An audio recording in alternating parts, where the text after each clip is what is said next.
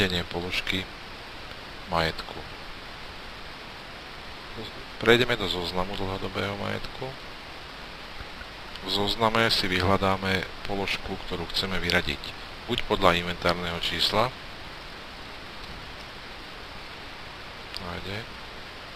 alebo klikaním po stranách, alebo podľa názvu.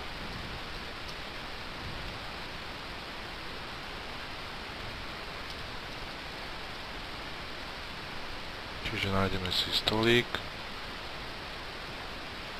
Povedzme, že chceme vyradiť položku inventárne číslo 5015, stolík s oblúkom.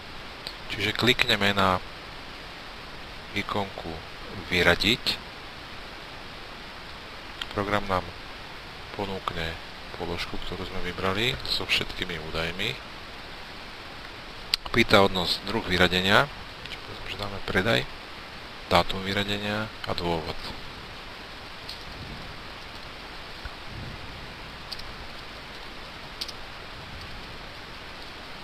Kliknutím na tlačítko vyradiť nám položka zmizne zo zoznamu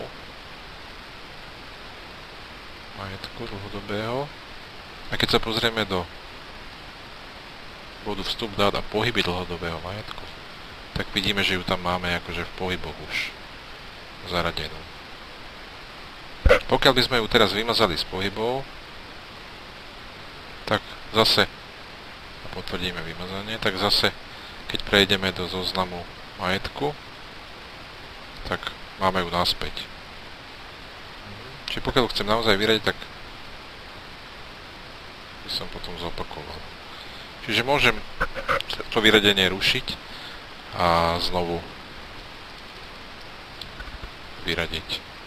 Pokiaľ by som napríklad urobil chybu v dátume. Čiže keď dám vyradiť, zase nie je v zozname a zase sa nachádza v pohyboch majetku.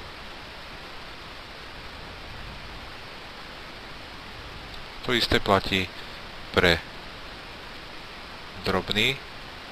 Čiže keby som teraz v drobnom chcel vyradiť tú kalkulačku, ktorú sme tam zaradili, tak keď kliknem na vyradiť, potvrdím, tak mi program vyradí. Keď dám storno, tak sa nič nedeje. To je všetko, čo sa týka vyraďovania položiek majetku.